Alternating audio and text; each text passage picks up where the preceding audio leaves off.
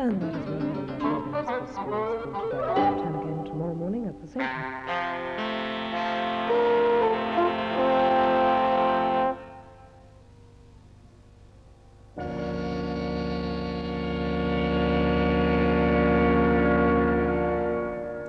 This programme is the first in a series of 4 about multiracial Britain today. We've tried to make sure that the facts in these programmes are correct. For example, we believe the statistics are the best available from official sources. But of course, you can't always get matching statistics to compare like with like. And when it comes to deciding which facts to use and what to emphasise, time is limited, and programme makers are human, at least some of them. And they have views, of course, like everybody else. Well, at some points, you may wish that other views had been included, and for this reason, in the last programme, people of differing views will be invited to make their comments. There'll be a discussion of the issues raised in the series, issues such as immigration, employment, education. Well, we hope you'll see the series through so you can judge these issues better for yourself.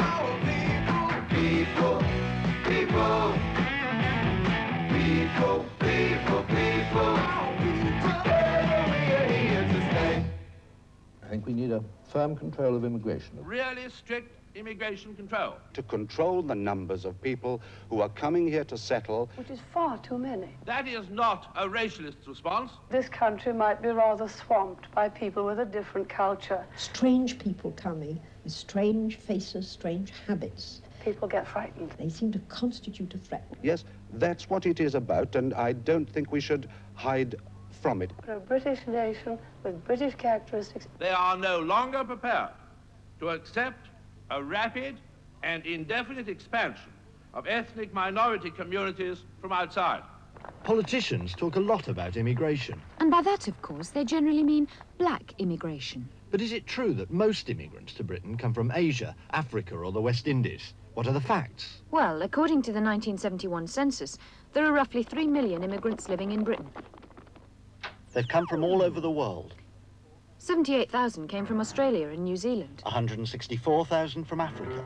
304,000 from the West Indies. 462,000 from India and Pakistan. 677,000 from Europe and the common market. 703,000, that's the biggest single group, came from Ireland. And 594,000 came from other countries like America. Altogether, that's just under 3 million immigrants. So, out of a group of 50 people, only 3 will be immigrants. And just one of them will be a black immigrant from Asia, Africa, or the West Indies. So? So, in fact, 2 out of 3 immigrants living in Britain are white. So how come people think that immigrant and black mean one and the same thing? Well, it's nice to be polite, and it's nasty to be rude. And saying what you mean sounds somehow awfully crude. So although I'm wrong statistically, don't bother me with facts. I prefer to call them immigrants when what I mean is blacks. There are plenty of people who think that these black immigrants are pouring into Britain. So how many are pouring in? According to government statistics, in 1978, 187,000 people poured into Britain as immigrants. 2/3 of them were white. In the same year, 192,000 people poured out of Britain. So over 5,000 more people were leaving than arriving. In fact, over the last 10 years, nearly 500,000 more people poured out of Britain than poured in. And since 1974, the population of Britain has fallen. Of course, it's certainly easy for some immigrants to pour in. People from Ireland, the common market, or people with British ancestry whose parents or grandparents were originally born in Britain. I think it's rather insane in a way, the immigration here, where I can just walk in, work, as long as I like. I came from France, and I don't need any visa to come because it's a common market. Well, I came in from Canada because my grandparents were born in Britain. I came from New Zealand, and it was on the basis of a patriot passport. I came from the south of Ireland, and there were absolutely no restrictions on entry. For me, it was as if I had a British passport. I just walked straight through. I don't have to apply for a visa or work permit. We can go and come back like I please. People had said to us, you know, you may really get a hard time depending on the state of the immigration officer's liver and a few other things. In fact, it was very, very simple. Yes, it was quite easy. There was no trouble at all. No problems at all. No, any difficulties. And there weren't any questions at all asked. To stamp the book and that's it. So some people have no problem coming in. Welcome to Great Britain, the guardian of the free, a land renowned for friendliness and hospitality. If you come over via Dover or you're landing at Heathrow, there's a welcome any time of day or night. When it comes to immigration, we have no discrimination. We don't care about your colour if it happens to be white. But for others, it's not quite so easy. Heathrow Airport, April 1978. Mohammed Iqbal waits for his wife and 2 children to arrive from Pakistan. He's used to waiting.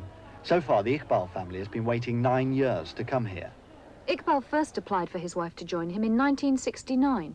And over those 9 years, he's had to submit documents, certificates, bank statements, personal letters, undergo detailed and searching interviews and investigations to convince immigration officials of one thing, that his marriage is genuine.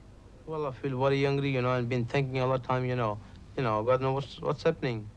I mean, you know, I am married and I got 2 kids, and why can't I bring me over here? Iqbal's case is typical of the delays and difficulties which face any Asian immigrant who applies to bring his wife and children to join him in this country. To gain entry, the family have to prove that they are who they say they are. But that isn't quite as simple as it sounds. To start with, the family are checked out by officials at the British High Commission in their home country. But just to get an interview at the High Commission will take between 1.5 years to 3 years of waiting. And that'll just be the beginning of a long journey through the land of red tape and officialdom. When they finally get to the interview, the whole family, including children over the age of 8, will be interviewed separately and in detail to see if their answers match up. They'll be asked about their parents, relatives, in-laws, neighbours, about the detail of the home and the village they come from. They may be asked, how many doors are there in your house? How many windows, chairs, cups, plates? How many animals? What colour? How old? Who owns them? Where'd you buy your food? Where'd you get your water from? And so on. Some of the questions you can't answer. Some of the questions have more than one right answer.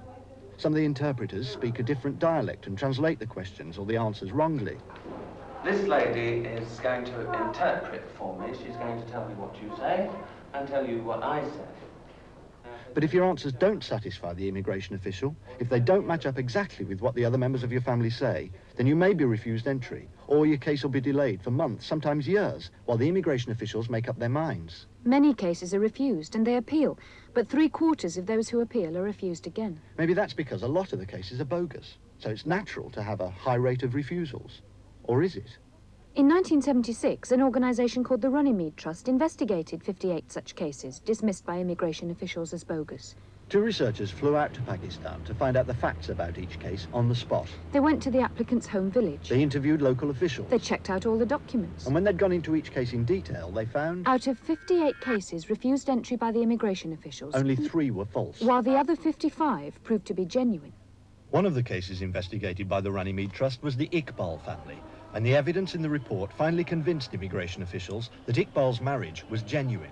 Now, after 9 years of waiting, the Iqbal family is reunited. But it's not just the Iqbal family. The Runnymede report has also forced immigration officials to change their minds in 29 other cases besides the Iqbal family. So of the 58 families considered, immigration officials admit that half the cases they dismissed were genuine. And the report says that nearly all the cases dismissed were genuine. Now, even if the true picture was halfway in between, that means that 3/4 of the families currently being turned down by immigration officials are in fact genuine. But how can the officials be so wildly out? Many black people believe, and I must say that I believe, that these laws are basically about keeping us out. That's what it's all about, and we shouldn't kid ourselves on this. And one's experience is, and certainly my experience, both as a black man and as a lawyer, is that, in fact, the immigration rules and the Immigration Act is applied much more stringently when it comes to black people seeking to enter the United Kingdom than when it comes to white people seeking to enter the United Kingdom. One example is the case of Mr. and Mrs. Galliara. After 8 years living here as a British resident, Mr. Galliara brought his wife back to Britain, hoping they'd be allowed to stay together. Immigration officials decided to send her back at once. Mrs. Galliara was 7 months pregnant at the time, and tired and anxious after the long journey, she began labour pains. Guards and officials claim they took care of her. We stayed there for about 24 hours at the airport. We didn't have nothing, no food or nothing. It was only just small rooms we stayed there for. And they told her about 3 times, you know, that they were definitely going to send her back. And I think this is why she went into labor pain. I told the security man that, you know, this is bad, you know, you got to do something about this thing. But they didn't take any notice, and they sort of laugh and says, you know, there's nothing wrong with her. She's only 7 months pregnant, and nothing gonna happen. But in about half an hour, she, you know, sort of screaming, she was, and I told them, I told the one security man, you know, I took him in the room. I said, look, you can see by yourself that something gonna happen. Then he believes me. Then he said, I'll call the doctors now. They took her to Ashford Hospital, and the baby died after about 2 days. After all this thing happened, you know, as soon as this thing happened, they give my wife passport and say she can stay now. Mr. and Mrs. Ruder face similar problems. Mrs. Ruder has lived in Britain since 1966 and holds a British passport. In 1975, while on holiday in India, she met and married Mr. Ruder. I met this boy and I liked him, and so I got married. And then I wanted him to come with me here because he's got a British passport and I've got a British passport, and I've got every rights, really. I've been here for 10 years now.